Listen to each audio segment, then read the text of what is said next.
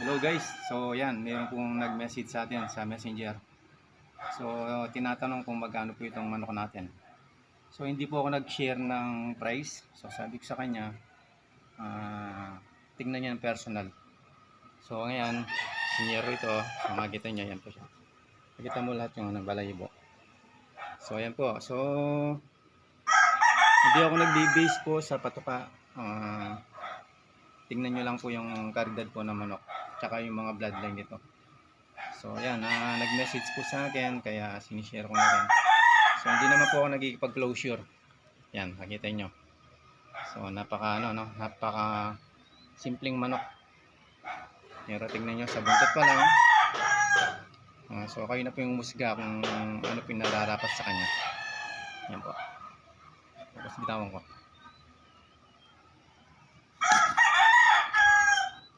Okay, thank you.